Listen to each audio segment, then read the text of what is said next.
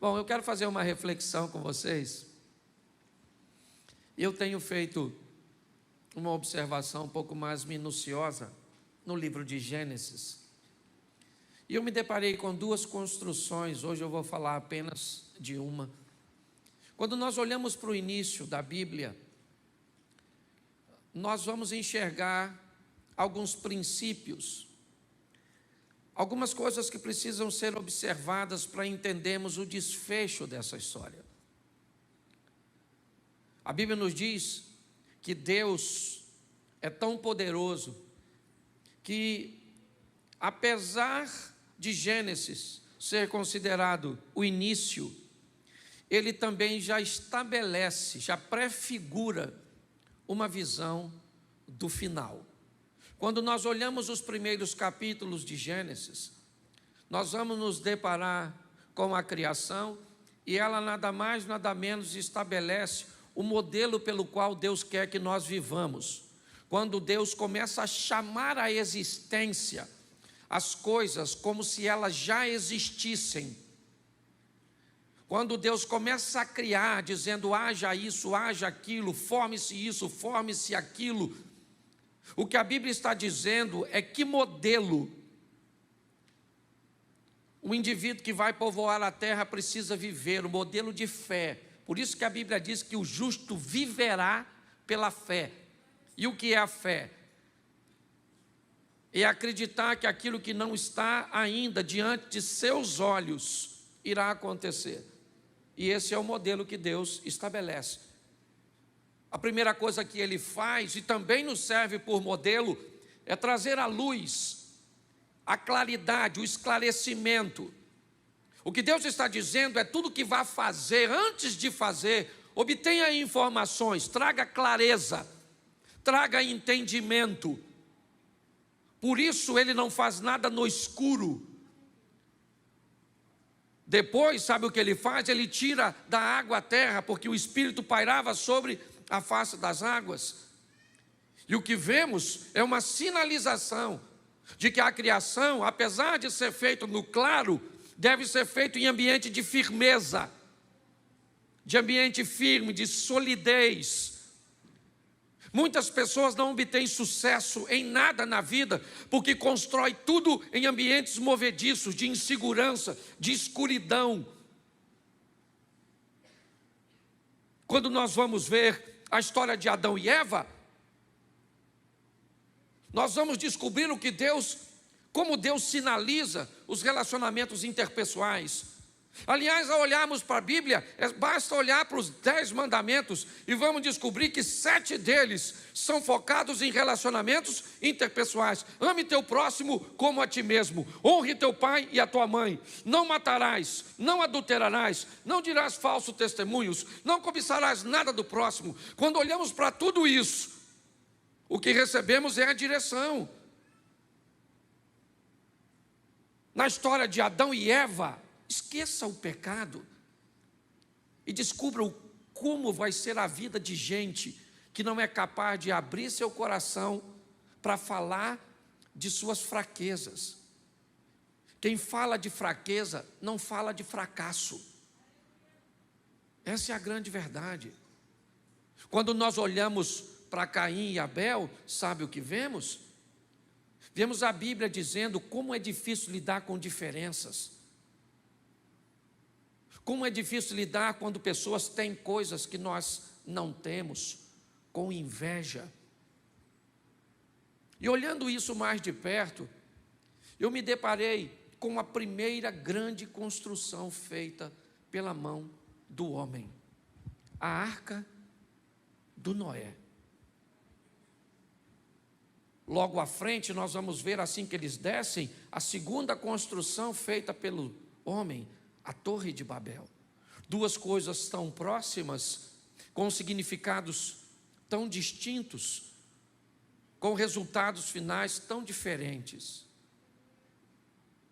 Mas vamos dar uma olhadinha nessa história rapidinha do tal do Noé e vamos ver o que podemos tirar de resultados, de exemplo para a minha e para a sua vida. Coloca para mim, por favor, Gênesis capítulo 6, verso de número 9. Gênesis 6, 9, diz assim: esta é a história da família de Noé. Noé era um homem justo, íntegro, entre o povo da sua época. Ele andava com Deus. Feche seus olhos. Pai, em nome de Jesus, eis aqui a tua palavra. Continua falando conosco, usa-me como um canal de bênção nesta hora, pelo poder do nome de Jesus. Amém. Glória a Deus. Amém? Isso. A minha tradução diz que Noé era alguém perfeito em suas gerações. Ele era justo e perfeito em suas gerações. Me parece que a história de Noé tem muito a ver com o passado.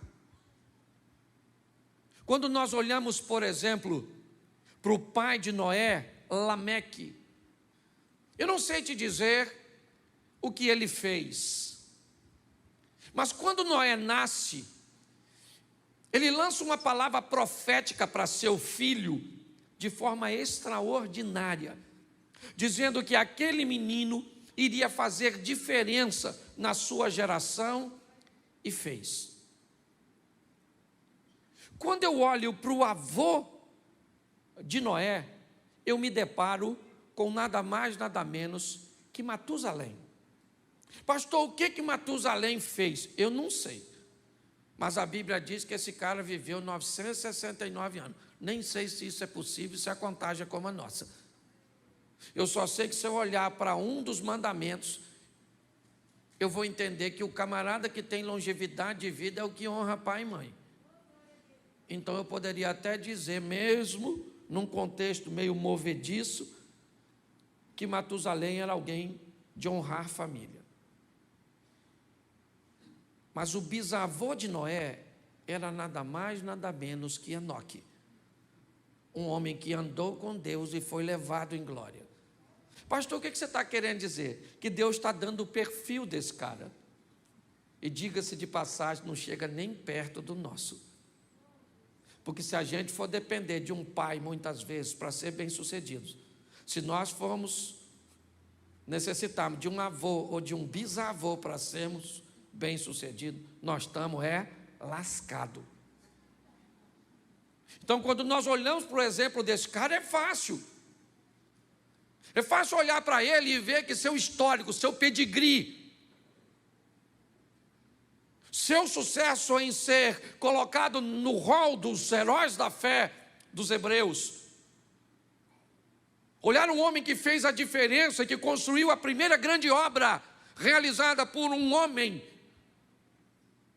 e não foi algo pequeno. Nós olhamos e dizemos, esse cara fez porque tinha um contexto familiar que lhe dava base para isso. Tá bom, mas eu não tive. Você não teve. Você teve um pai cachaceiro, negligente, certo? Você teve alguém que, muito pelo contrário, você deve evitar copiar. Então, como é que eu vou olhar para a minha vida e vou pegar esse texto bíblico e vou dizer que eu tenho condições de fazer a diferença? Que eu vou viver o que ninguém na minha família viveu? Que eu vou andar com Deus se minha mãe não andou, se meu pai não andou, ou se anda de qualquer maneira? Ou se alguém dos meus foi pastor, mas foi um pastor de qualquer jeito? Ou se minha família é toda desestruturada? O que é que a Bíblia está querendo me dizer quando me dá como referência um indivíduo tão perfeitinho, para que eu estabeleça como parâmetro? Por que Noé andava com Deus? É fácil. Porque Lameque andava com Deus, porque Matusalém andava com Deus, porque Enoque andava com Deus. Agora, como é que você vai andar com Deus? Como é que isso vai acontecer com você? Aqui já poderíamos ter uma boa desculpa para justificar a nossa superficialidade em relacionamento, nossa imaturidade em sensibilidade. Quando olhamos para esse texto, se não colocá-los da forma correta, nós já vamos achar aqui um excelente limitador para mim e para você. Mas não é disso que eu vim falar. Eu vim falar que não interessa se você tem pedigree ou não, chegou a sua vez de viver a sua história com Deus. E ela é altamente particular. Então, se você quer se colocar como um produto do meio, tem todo o direito. Só que a Bíblia diz que Noé vivia no meio de uma geração corrompida. Mas ele resolveu se manter. Ah, pastor, mas o senhor mesmo já disse que ele resolveu se manter, por quê? Porque todo mundo na igreja do Noé era crente pra caramba, porque os vizinhos do Noé eram crente pra caramba, porque o Noé estudou no colégio ali, que todo mundo era crente. E eu não. Beleza, e daí? É essa justificativa que você quer? Então deixa eu te dar um texto bíblico simples para você observar. Observe aí, por gentileza, Romanos 12, 2. Coloque para mim aqui. Romanos capítulo 12, verso 2. E não vos conformeis com este mundo, mas transformai-vos pela renovação do vosso entendimento, para que experimenteis qual seja a boa, agradável e perfeita vontade de... Preste atenção aqui. Você não teve pedigree, mas você tem a palavra de Deus. Você pode até não ter uma família estruturada, mas você tem uma Bíblia que te inspira a viver de uma forma diferenciada. Então pare de criar desculpas de que o seu sucesso tem a ver com coisas que te deixaram de herança, porque uma herança só é sua se você tomar posse. Quando eu olho para a história desse camarada, a primeira coisa que eu vejo é a capacidade que ele tem de lidar com um ambiente hostil, tóxico, difícil, e ele está em todo lugar, irmão. Hoje nós chegamos na igreja onde deveríamos encontrar só gente crente, cheia de Deus, coração solícito, não é? Gente piedosa. É isso que as pessoas esperam quando chegam na igreja. Chega na igreja e lida com uma situação totalmente oposta. Vem para o culto, senta do lado de alguém que não presta atenção, fica no celular. Senta no culto, às vezes você chega aqui, alguém está no WhatsApp, está conversando, fica te encostando. E nós temos, aí você sai da igreja, oh meu Deus, vamos para casa. Aí em casa é uma tribulação. Aí vai trabalhar, 2 tribulações. Aí vai para o trânsito, 3 tribulações. Como é que nós vamos ser crentes num ambiente desse? Pare e pense nisso. Muitas pessoas não conseguem sobreviver a esses desafios. E acabam justificando-se, dizendo que o ambiente cujo qual elas estão está corrompido. E isso tem feito com que elas não se posicionem. A história deste homem me inspira a entender que a geração cuja qual ele estava inserido era uma geração pecaminosa. Mas ele conseguiu sobreviver. E ele, porque tinha uma estrutura para familiar. Mas nós, porque temos o Espírito Santo de Deus. Se eu desse oportunidade para... Quantos aqui tem uma história triste para contar? Levanta a mão.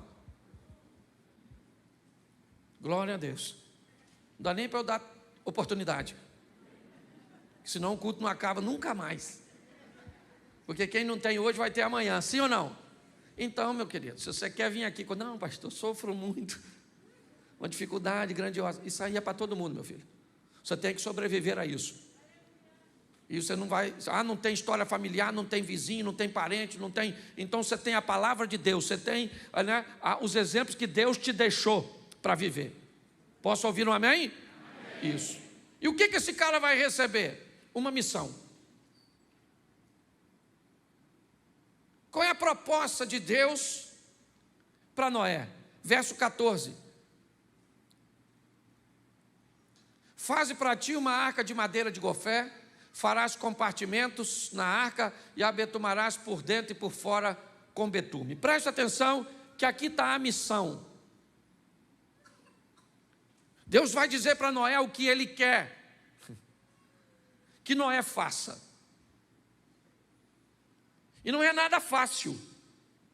Não é algo cujo qual ele tem habilidade para fazer. Ele não tem expertise. Noé é um agricultor. O que ele está acostumado a lidar com plantio. É aquilo que ele sabe fazer. E um belo dia Deus aparece para ele e diz para ele: olha, Noé, eu preciso que você faça uma arca de madeira, porque eu vou trazer um grande dilúvio que vai inundar a terra. A sua missão é essa. Você vai construir isso. Mas como é que eu vou fazer? O Senhor está me pedindo algo impossível. Quando nós formos olhar mais à frente a história da Torre de Babel, não hoje, nós vamos ver que havia muita gente para construir, que tecnologia e que conhecimento já fazia parte do povo no que diz respeito àquilo. Mas a probabilidade de Noé ter sucesso nesse empreendimento é pequena demais. Mas o sucesso de Noé, é isso que eu quero que você entenda. O seu e o meu sucesso tem a ver com o aval de Deus. Você vai precisar de talento, vai precisar de conhecimento, vai precisar de muita coisa. Mas saiba de uma coisa, o mais importante é se Deus está contigo. Porque se Deus estiver com você, querido, se Deus é por nós, quem será contra? Descubra a sua missão. Ah, pastor, agora o senhor complicou. Porque a missão do Noé é construir uma arca. Qual o propósito dessa missão? Salvação. O propósito é salvação. E qual é a missão? Construir um local para que essas pessoas sejam salvas. Então deixa eu falar uma coisa que é universal. Se você não sabe a sua missão, eu vou te mostrar o que a Bíblia diz a respeito. Coloca para mim Marcos 16:15, por favor. E disse-lhes: ide por todo o mundo, pregar o evangelho a toda. Essa é a missão de todos nós. Ah, pastor, mas eu não sei pregar. Não pregue, viva. Vá para perto das pessoas com estilo de vida, cujo qual as pessoas olhem para você e digam: nossa, sua vida me inspira. É agradável estar perto de você. Quando você chega, as coisas ficam mais leves, mais diferentes. Às vezes as pessoas dizem: eu não sei explicar, mas a sua chegada muda todo o ambiente. O que é isso? São pessoas que cumprem a sua missão. Muitas das vezes, o lugar mais disputado na igreja é um local de frente ao microfone, de frente a um instrumento, o altar. Eu não sei que cultura nós aprendemos isso, mas segundo a Bíblia, quem oferece o culto é a igreja, e quem ajuda a igreja a oferecer o culto somos nós. O mais engraçado é que nós, que na verdade somos auxiliares do culto, que pregamos, que cantamos, que tocamos, que removemos oferta, muitas vezes nos achamos os mais importantes da história. Eu queria perguntar para você: você é tão importante que faria algum sentido eu estar falando aqui se tu não tivesse sentado aí? Você é tão importante que tem muita gente que prega que não gosta de pregar para pouca gente. Muita gente que canta que não gosta de cantar para muita gente. Você lidera o Manhã com Deus. Tem 60, 70, 100 pessoas. É qualquer músico que vem? É qualquer pregador que vem? É nada. Porque você é importante demais. Essa é a grande verdade. A nossa missão é falar para os outros o quê? Que Jesus está voltando, que tem um lugar para ele ser salvo. E você não precisa de microfone para isso. Ah, pastor, eu tenho vergonha de falar que Jesus salva, então fala que o diabo carrega. É a mesma coisa. Aí ele vai falar: mas eu não quero que o diabo me leve. Aí você diz: aí Jesus salva. Começa pela parte mais difícil. Certo? Então, é muito importante nós entendermos isso. A história do Noé aponta para mim, primeiro, que eu tenho que sobreviver nesse ambiente hostil e ser crente no meio de muita gente que é sem vergonha. Estou na igreja com o pastor e eu posso falar. A igreja tem invejoso? Mentiroso? Mal pagador? Ou se tem gente que tem até experiência forte. Por isso que ela é comparada à arca. Um ambiente sujo. Pensa, hipopótamo. Sabe como é que o hipopótamo defeca? O rabo dele vira uma hélice. É para marcar território, é de comportamento. Ele defeca e o rabo faz assim, ó. Igual hélice de ventilador. Pensa nesse ambiente. Eu queria que você desmistificasse também uma coisa muito simples. Quando Deus orientou entrar na arca, foi um macho e uma fêmea, sim ou não? Mas não foi adulto. Falou só macho e fêmea. Quem já viu aqueles exemplos que parece um elefantão, um leãozão? Não era isso, gente. É só macho e fêmea. Leãozinho. Leãozão era perigoso. Ocupava muito espaço. Sujava muito. Leãozinho você chuta. Entra aí, rapaz. Caramba. Vai embora. Pare e pense. O que eu quero que você amadureça a sua ideia. Sabe o que é? É que é obrigação nossa pregar o evangelho para quem? A toda, principalmente aquelas que nós achamos que não merece. É a nossa missão. Se você não faz isso, querido, você ainda não sabe direito o que é ser crente, o que é ser cristão, é viver com Deus. Faz quase 30 anos da minha vida que pelo menos, se pegar 30 anos, 10 anos, eu passei dormindo, porque a gente dorme 8 horas, 30%, 30 e pouco. Então 10 anos eu passei dormindo, e quase 20 anos, aí, pregando o evangelho, falando para pessoas que Jesus é bom, que Ele muda a história, que não interessa como você está sofrendo, Ele pode entrar na sua vida e dar um norte para você. Muitas pessoas me ouviram, outras sequer me ouviram, muitas me rejeitaram, mas não interessa, eu estou cumprindo a minha missão. É importante nós entendermos. Saia daqui hoje, para onde você estiver, pegar alguém, querido, você conhece Jesus? Não, pois bem, Ele te ama. Eu não sei nem falar mais quase nada, mas Ele quer salvar você, sabe? Ele te ama e quer te salvar. Você quer saber mais uma coisa? Vou na igreja, porque eu também estou no começo, mas é assim que funciona. Se nós entendermos isso, essa é a nossa missão. Agora, terceiro, qual era o propósito disso? Para que é? Verso 19. Põe o 19, por favor. E de tudo que vive, de toda a carne, 2 de cada espécie manterás na arca, para conservares vivo contigo, macho e fêmea serão. Preste atenção. O que Noé está construindo é o único local que a salvação vai estar. Não vai ter outro. A hora que o dilúvio chegar, tudo aquilo que estiver fora da arca, eu acredito que você conhece um pouquinho de Bíblia, né? Existem umas coisas no Velho Testamento chamada tipologia, aquilo que aponta para Cristo, e a arca é uma delas. O único local onde haverá vida durante o dilúvio é a arca. O único local que haverá vida depois dessa morte, nós já vamos ver um pouquinho mais à frente, é em Cristo Jesus.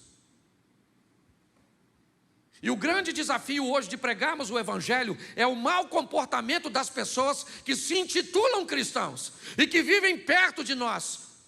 As pessoas me dizem assim: pastor, para eu ser crente igual meu vizinho, para eu ser crente igual meu pai, para eu ser crente igual minha mãe. E quem é que disse que tem que ser igual a ele? Porque quando você quer ser rico, você quer ser rico igual o Neymar. Aí na hora de pegar exemplo para coisa boa, você pega O exemplo lá em cima, mas na hora de coisa ruim, você prega exemplo negativo. Na igreja está cheio de gente crente, cheio de gente vivendo o extraordinário de Deus, cheio de gente, cheio do Espírito Santo de Deus. Mas nossos olhos parecem, eu como pastor, eu tenho muitos pastores amigos experientes, e às vezes eu vou falar com eles, eles falam assim: Cláudio, pare de olhar na igreja para pessoas com poucos resultados, para gente que está ruim. Para ela você continua pregando, mas olha para o cara que está trabalhando, olha para o cara que está mudando de vida, olha para o cara que está indo para frente, que é isso que vai te animar.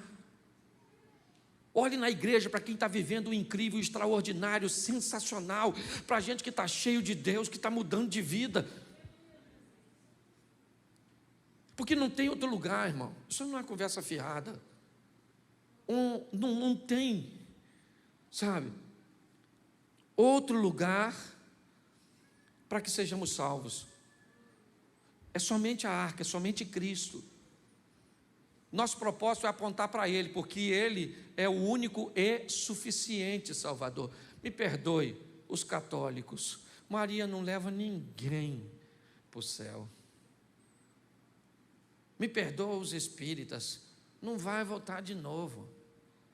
Hebreus 9, 27, ao homem está determinado morrer apenas uma vez, vindo depois da morte o juízo. O único local que nós vamos achar o direito de vida eterna é Jesus Cristo de Nazaré. É assim que funciona. Pastor, eu não acredito nisso, então peça a Ele para enviar o Espírito de Deus para a sua mente, para que você acredite, porque não é conversa fiada.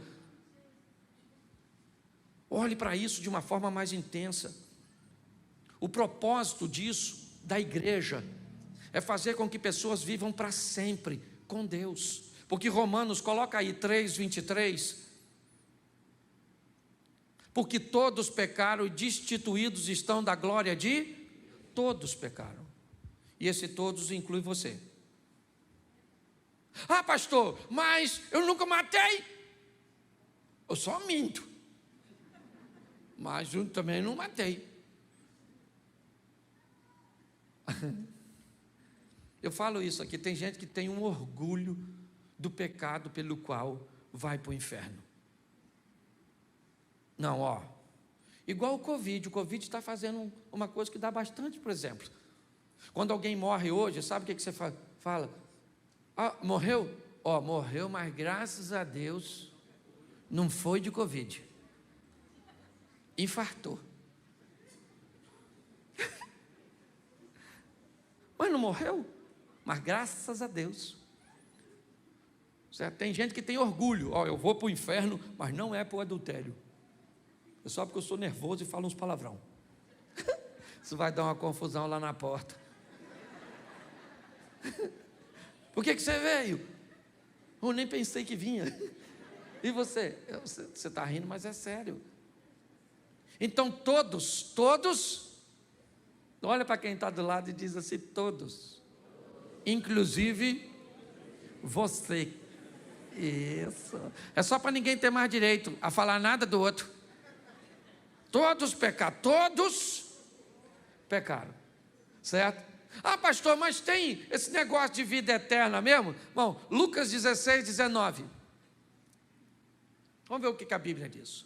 Ora, havia um homem rico, que se vestia de púrpura e linho finíssimo, e vivia todos os dias regalada e esplendidamente. Verso seguinte. Põe o próximo. Havia também um certo mendigo chamado Lázaro, que jazia cheio de chagas à porta daquele. Preste atenção. Aqui nós temos dois indivíduos. Isso é só para exemplificar. Eu quero que você pegue a mensagem. Tinha quantas pessoas aqui? Quantas? Duas. Aqui figura um rico e um pobre, mas Jesus já vai desmistificar isso, certo? Lá em Lucas 19, onde ele entra na casa de um milionário chamado Zaqueu e diz: hoje salvação chegou a esta. Então a história aqui não tem a ver com que rico vai para o inferno e pobre vai para o céu. Não é dinheiro que leva para o céu, meu filho. Então desmistifica isso. Eu me orgulho de ser pobre. Vai ficar decepcionado quando chegar no céu. Rua de ouro, vai caçar a lama e não vai ter. Aí você vai perguntar, onde é a roça daqui? Tem gente que nem tem que ir para o inferno mesmo, tem uma turma que tem que ir. Sério, sério, sério. Oh, Jesus, tem misericórdia. Certo? Então aqui tem dois homens, amém?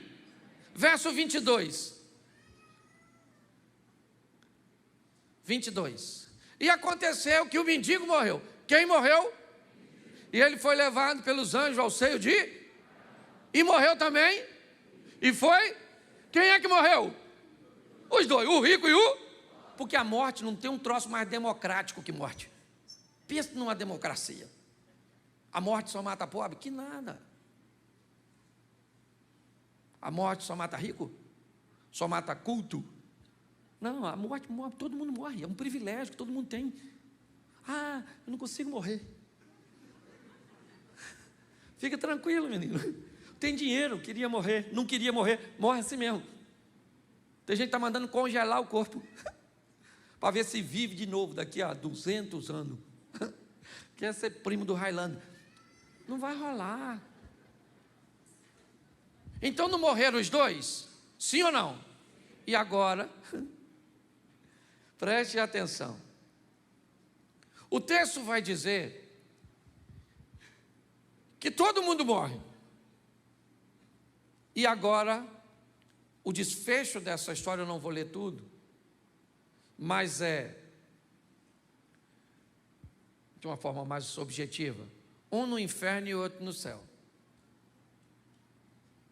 Um no inferno e o outro no... A Bíblia diz que um está no seio de Abraão, o outro foi sepultado, está lá no Hades. A representação é céu e inferno. A Bíblia está dizendo que tem céu e inferno? Sim ou não? Sim ou não? Mas tem algumas pessoas que acham que não. Aí eu te pergunto, você acredita nas pessoas, no seu professor de filosofia? No documentário Alienígenas do Passado? No Lúcifer? Seriado? Quem é que assiste Lúcifer? Levanta a mão, você pode levantar, que aqui a gente não... Isso, legal aí, ó. Lúcifer. Quando eu era garoto, se eu falasse essa palavra em casa, não tinha dente na minha arcada dentária, só próteses. Você está rindo, mas é sério. Mas é céu e inferno. A Bíblia está dizendo que tem. E quem é que diz que não tem? Às vezes é alguém que sabe mais que a Bíblia. Apocalipse capítulo 2, verso 11. Coloca aí. Quem tem ouvidos, o que o Espírito diz, ao que vencer, não sofrerá o dano, não receberá o dano da... Preste atenção. Rico e Lázaro, os dois estão vivos, ok? Os dois morreram a primeira morte, sim ou não? A palavra morte está totalmente associada com separação. Porque o indivíduo morre, porque o espírito sai dele. Quando o espírito abandona um corpo, este corpo perde a vida. Todo o seu sistema de eletricidade, que faz o cérebro funcionar, o coração bater, ele se ausenta. Então, quando o espírito se separa do corpo, o corpo morre. E o que acontece com o corpo? Volta para... Mas entre corpo e espírito tem uma coisa chamada... E o que foi para o inferno e para o céu foi a alma do rico e a alma do Lázaro. Pastor, onde é que está o dano da segunda morte?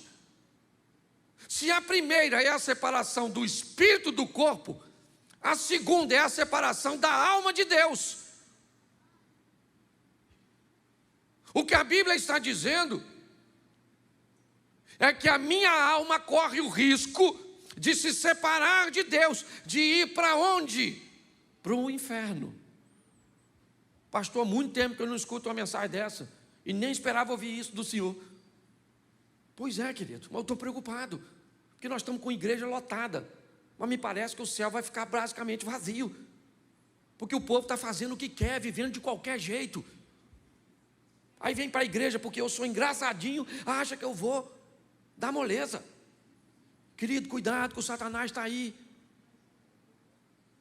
Querendo o quê? Roubar, matar e destruir seu casamento, sua família, sua fé, te levar para onde ele está, porque a Bíblia diz que o inferno foi feito para Satanás e para seus anjos, mas ele não quer ficar sozinho, quer levar eu e você. Ah, pastor, mas é difícil. A tentação. Difícil só para tu? Você acha que é só você que gosta de ouvir uma vergonhice? Olhar para um lugar proibido, passar a mão no lugar. É o que eu falo aqui na igreja. Antes de casar pode fazer sexo? Não pode não? Mas a pessoa quer fazer?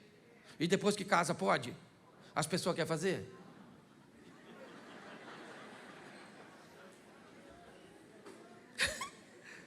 Pastor, isso é engraçado. Engraçado é você. Olha só.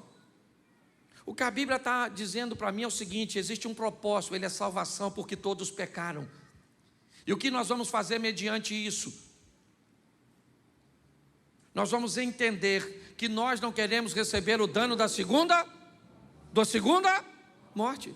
Mas pastor, como é que eu vou fazer isso? O senhor começa dizendo que o Noé foi bem sucedido porque teve pedigree. Beleza, eu não tenho, o senhor me aponta a Romanos dizendo que eu tenho que renovar a minha mente, buscar exemplos positivos, andar com gente boa, ler coisas boas, para conseguir me firmar. Até aí tudo bem.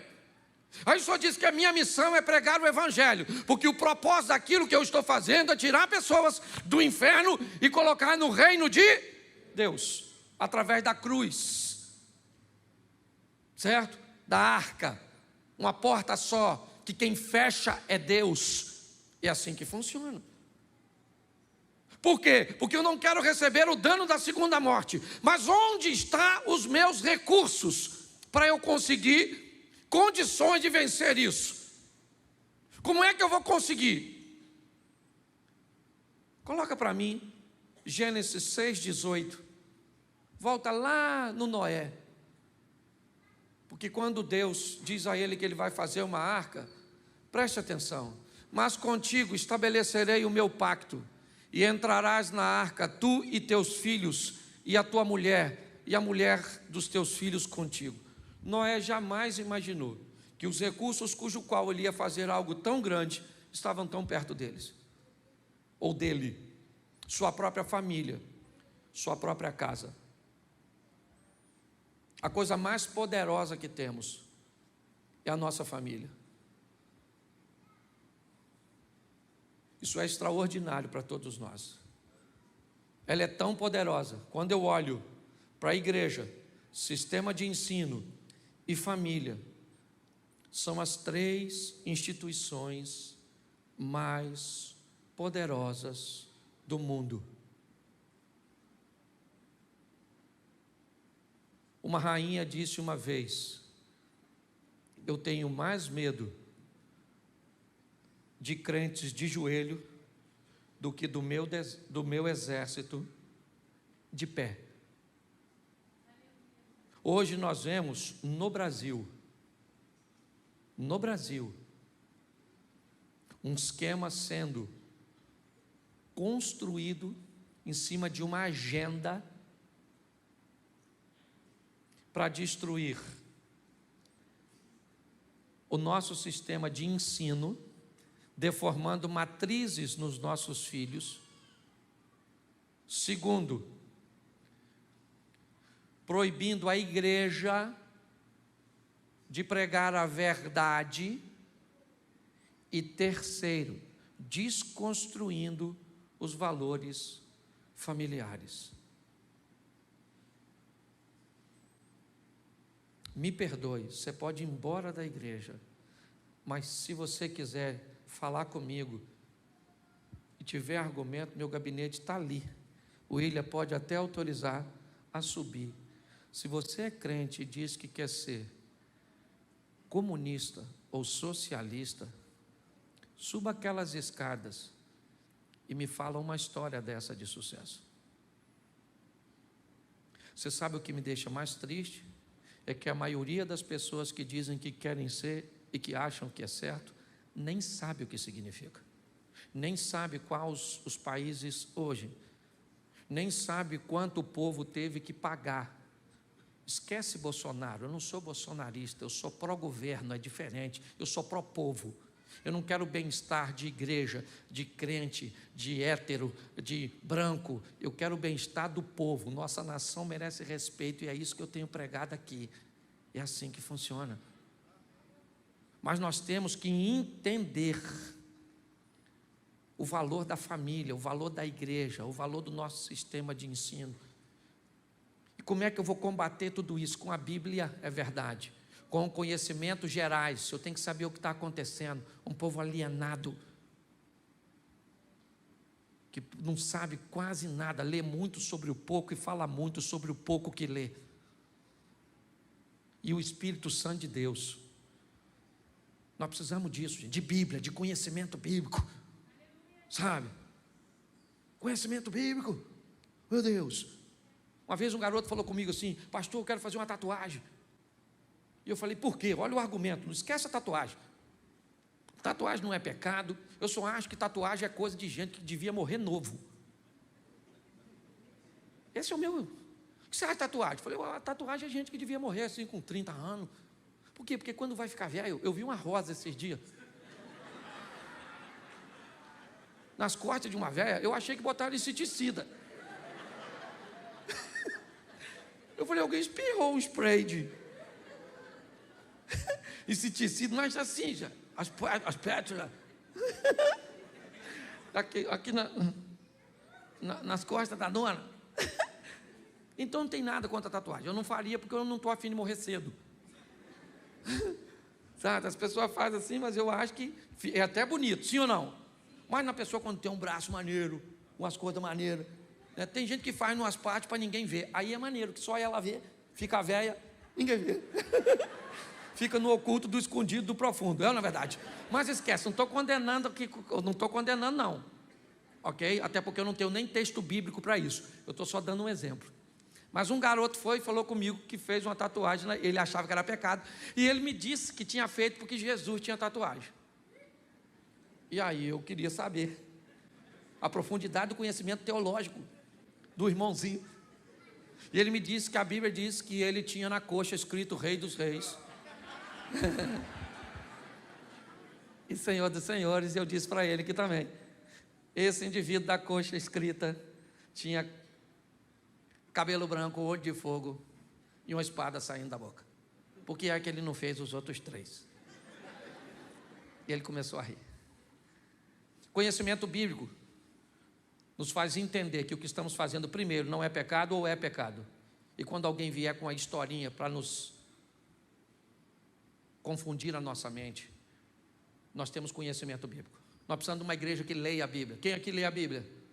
Glória a Deus. Quem aqui já faz mais de um ano que não toca na Bíblia? Levanta a mão, por gentileza. Aqui ninguém. Isso aí. Tem gente. E vocês que levantaram a mão não estão sozinhos, não. Tem um montão de gente que nem levantou a mão, porque passa de um ano. Que eu nem perguntei isso. Nós vamos precisar, querido, sabe que é de conhecimento bíblico, a batalha, certo, no monte da tentação, lá próximo a Jericó, entre Jesus e Satanás, conhecimento bíblico. O diabo vai tentar te convencer. A ausência do conhecimento leva você e a mim à escuridão. Nós vamos precisar de conhecimento gerais para conhecer a história, o que já passou, ter um entendimento para não repetirmos os males do passado. Então não é só ler a Bíblia não, tem que ler boa literatura, escutar gente boa, se instruir. Posso ouvir um amém da igreja? Amém. Isso, povo alienado, às vezes que fica lá, ó. Não pode usar calça comprida, por quê? Mulher não pode cortar o cabelo.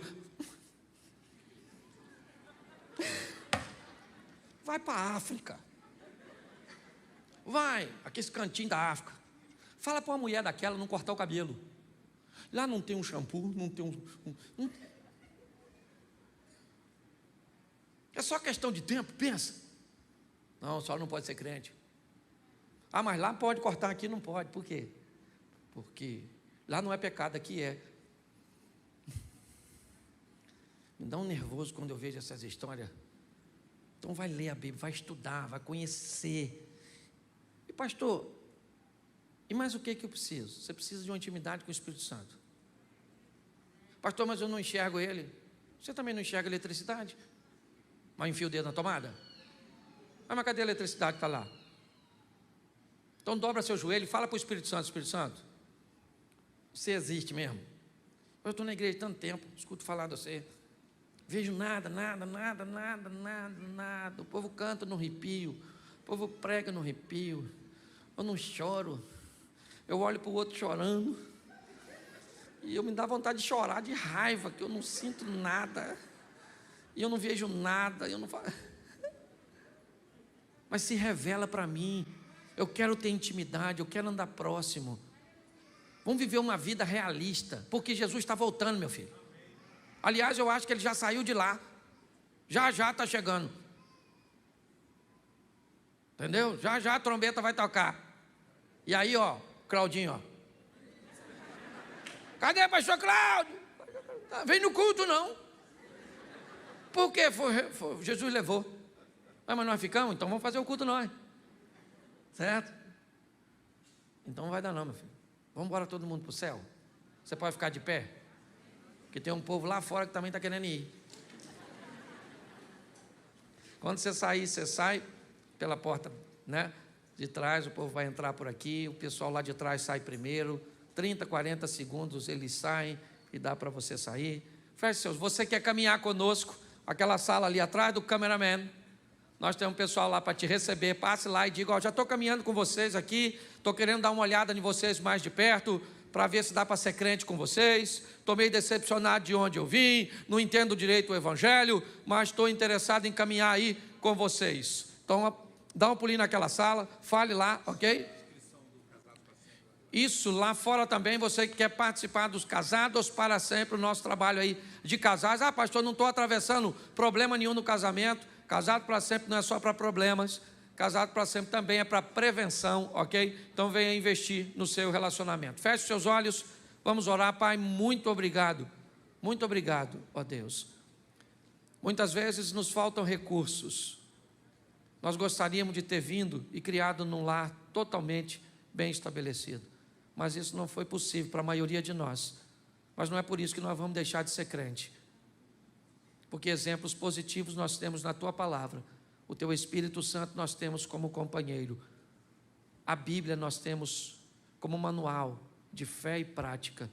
Abençoa-nos, ó Deus, que tenhamos o entendimento que não basta a salvação apenas para nós, mas que há uma missão em pregar o Evangelho, com um propósito, a de salvar vidas, e os recursos o Senhor tem nos entregue, através da Tua Palavra, dos conhecimentos e do Espírito Santo. Leva-nos aos nossos lares, para uma semana de bênção, uma semana de vitória. Que o grande amor de Deus, nosso Pai, a graça de nosso Senhor e Salvador Jesus Cristo, e as doces consolações do Santo Espírito de Deus, seja para com todo o povo do Senhor, e todos digam...